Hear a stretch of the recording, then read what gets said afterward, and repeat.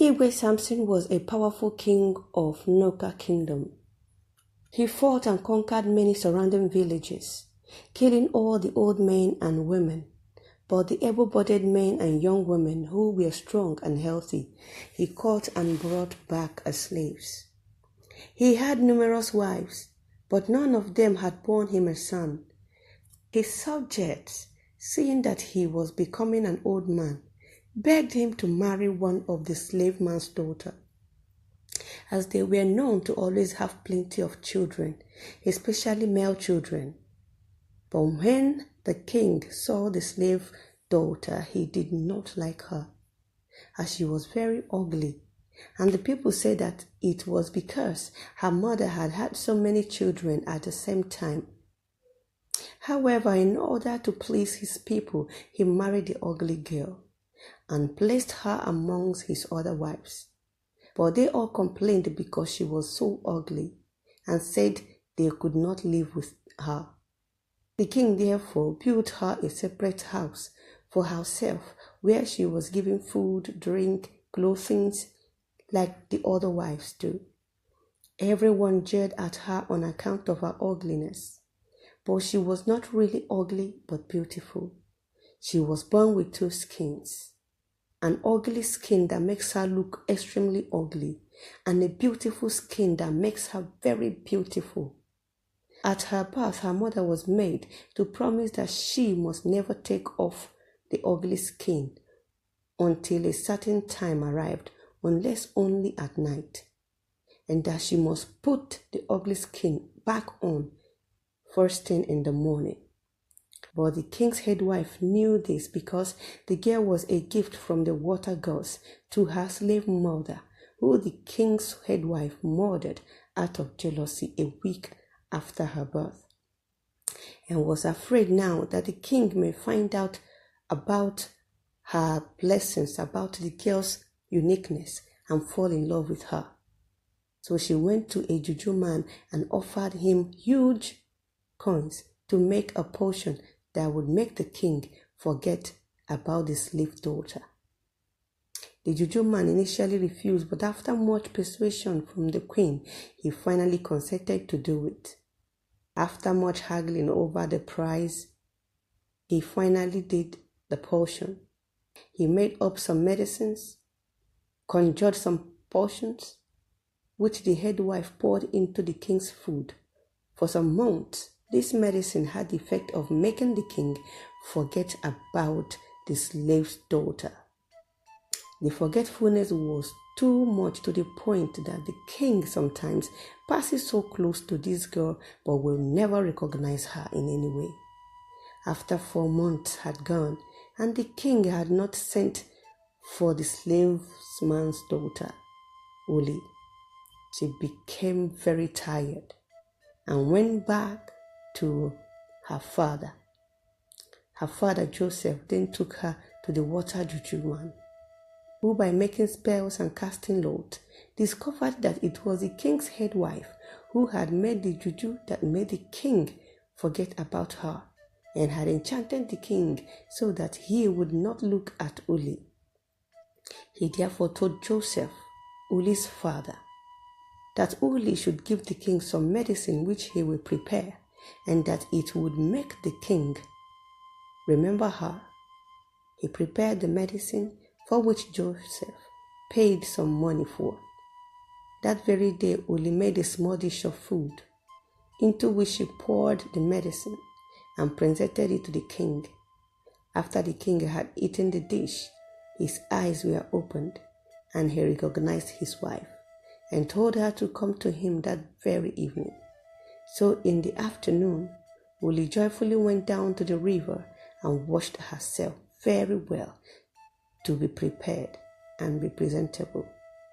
And when she returned, she put on her best clothes, applied some scented oil on her body, and went straight to the king's chamber. Immediately it was dark and all the lights were out. She removed her ugly skin, and the king saw how beautiful she was and was very pleased with her. But when it was morning, she quickly put on the ugly skin again and went back to her house that the king built for her to separate her from other wives who couldn't stand her ugliness. This she did for 4 nights running, always taking the ugly skin off in the dark and putting it back on in the daylight in the morning. As time went by, to the greatest surprise of all the people, and particularly of the king's numerous wives, she gave birth to a son. How did this happen? They wondered within themselves. But what surprised them most of all was that she gave birth to just one child. Her mother was known for giving birth to many children at the same time. But little did they know that Uli was a special gift from the water gods themselves, a gift that would bring about change in the kingdom. The king's head wife became more jealous than ever when Uli had a son. She couldn't bear it.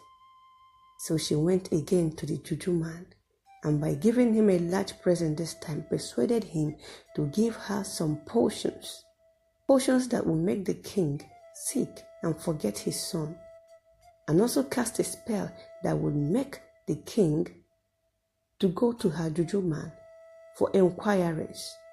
Then the juju man would tell him lies about his son, that it was his son who had made him sick because he wanted to rule instead of him, that the boy brought bad omen into the kingdom, and also tell the king that if he wanted to recover from his illness, he must throw his son into the river.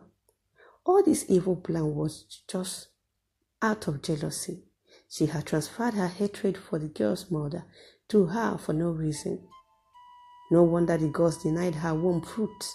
She was as barren as the desert, unable to give the king any child. And so it happened as they had planned. The king, when he had taken the food laced with the medicine, fell very sick to the point of death. But he went to the juju man, who told him everything as had been planned and arranged with the head wife. But at first the king did not want to destroy his son. But after hearing the juju man's counsel, he feared he might die if he did not do as told. Then his chief subjects again begged him to throw his son away, and said that perhaps in the not distant time he might get another son from any of his wives.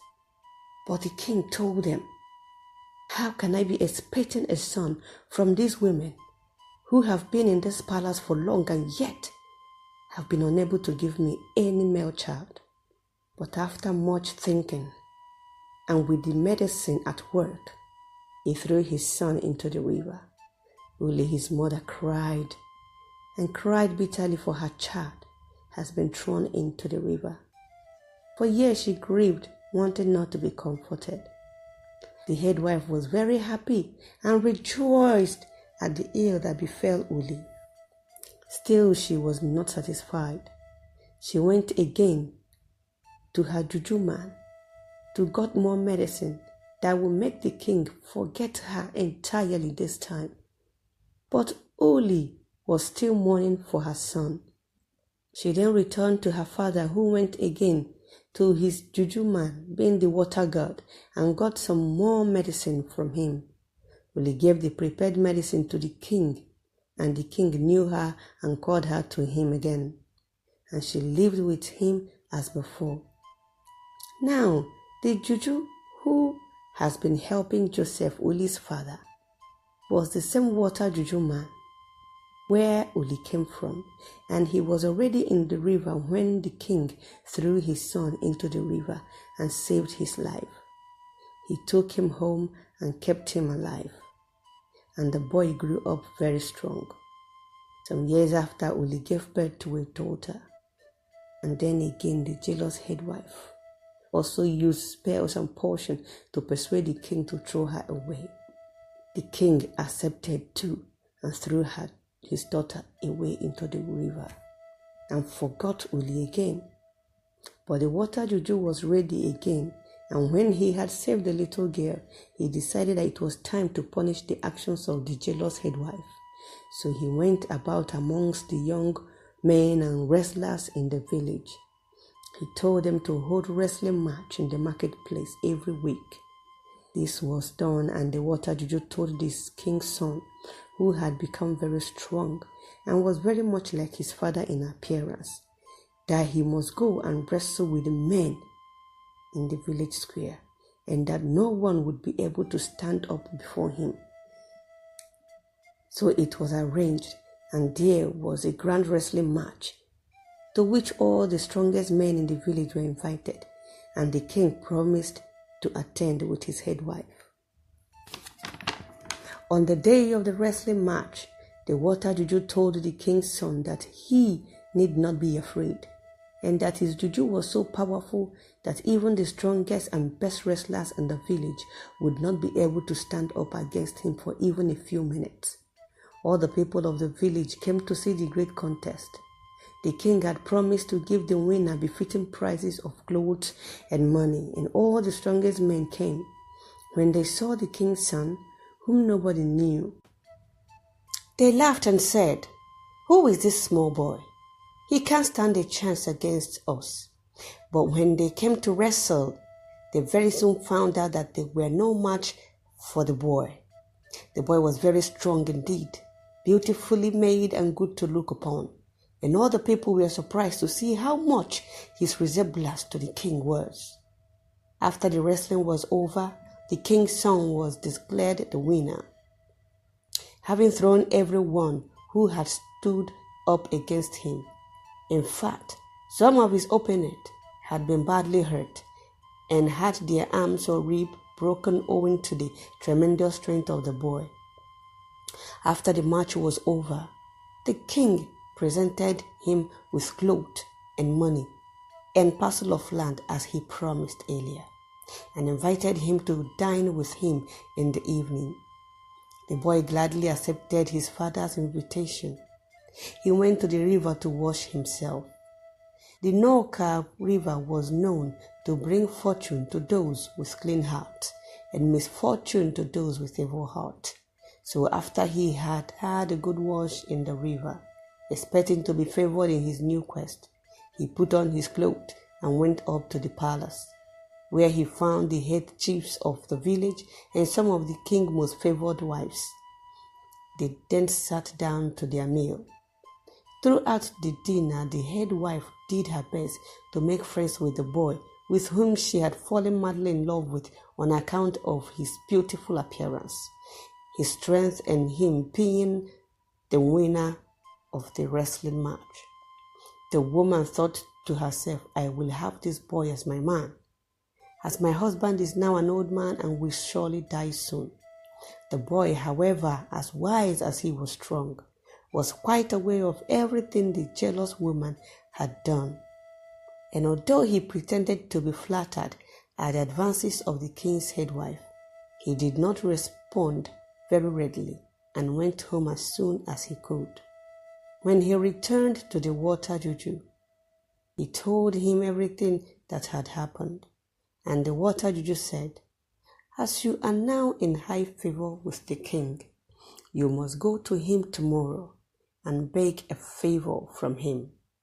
The favor you will ask is that all the village shall be called together, and that a certain case shall be tried, and that when the case is finished, the man or woman who is found to be guilty shall be killed by the village swordsman before all the people." So the following morning, the boy went to the king, who readily granted his request and at once sent a message across to all around the village, appointing a day for all the people to come in and hear the case tried.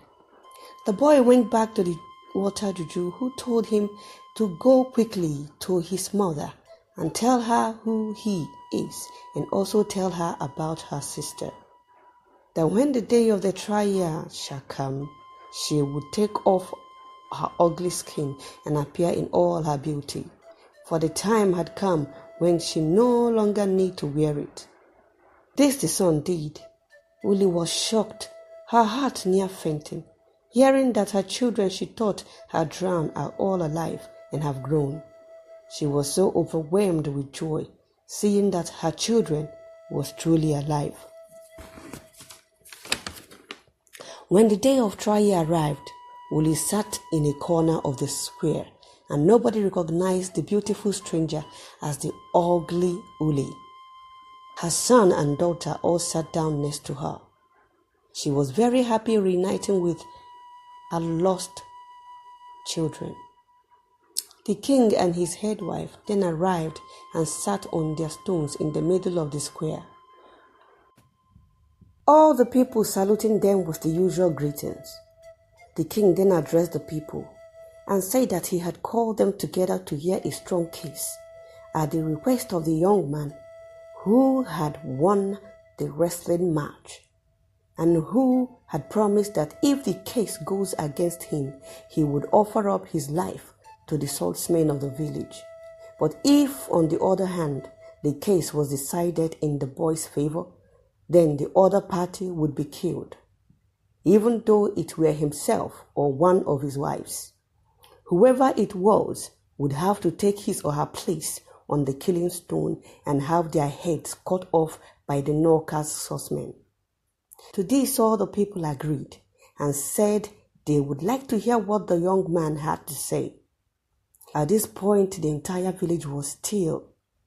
Everyone present was wondering who the young man had this case with.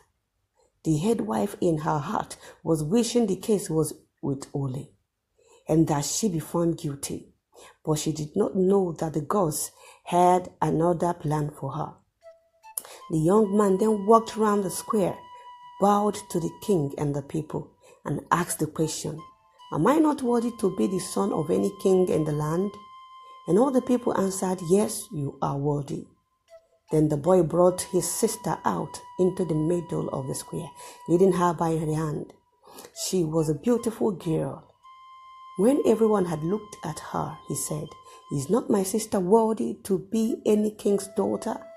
And the people replied that she was worthy of being anyone's daughter, even our king.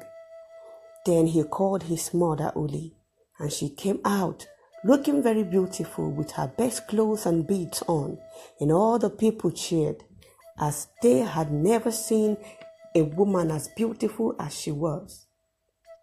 The boy then asked them, "Is this woman worthy of being the king's wife?" And a shout went up from everyone present in that she would be a proper wife for the king, and looked as if she would be the mother of plenty of fine, healthy sons. Then the boy pointed out the jealous woman who was sitting next to the king and told the people his story. How his mother, who had 2 skins, was Joseph's daughter, the slave man. How she had married the king, and how the head wife was jealous and had made a bad juju for the king, which made him forget his wife. How she had persuaded the king with her evil deeds and method to throw him and his sister into the river, which, as they all knew, had been done. But the water juju man saved both of them and had brought them up. On hearing this, the head wife stood up immediately to run, but the swordsman stopped her. Then the boy said, "I leave the king and all of you people here now to judge my case. If I have done wrong, let me be killed on the stone by the swordsman. But if, on the other hand, this woman here had done evil, then let the swordsman deal with her as you all may decide." When the king knew that the wrestler was his son, he was very glad. He fell down on his knee and asked for forgiveness. The swordsman grabbed the jealous head wife. Then the king told them to take her away and punish her in accordance with their laws. The swordsman decided that the woman was a wicked witch, a demonic being, and they took her into the evil forest and tied her up to a stake. For days they left her there to rot, so that she would not make any more troubles, and her remains, after she had died, were thrown into the river. The king then embraced his wife and daughter and told all the people that she, Uli, was his proper wife and would be the queen for the future. When the case was over, Uli was dressed in fine clothes and beads and carried back in state to the palace by the king's servant. That night, the king gave a big feast to all his subjects and told them how glad he was to get back his beautiful wife, whom he had never known properly before, and also his son and daughter. His son, he was glad, was the strongest of all men, and his daughter, most beautiful of all the ladies. The feast continued for months. Then the king made a new law that if any woman was found casting spell or brewing dark potions against their husbands or anyone, she would be killed at once. Then the king built 3 new compounds and placed many slaves in them, both men and women. One compound he gave to the wife, the other to his son, and then to his daughter. They all lived happily until the king died. Then his son came up and took over the kingdom and ruled. This story tells us not to be very envious or jealous at all. For with jealousy and enviousness comes many evil acts that can cause problems in the future. Thanks for watching this. Please do subscribe, like, and also hit the notification button so that you can get more videos like this from me. Thank you very much. Bye.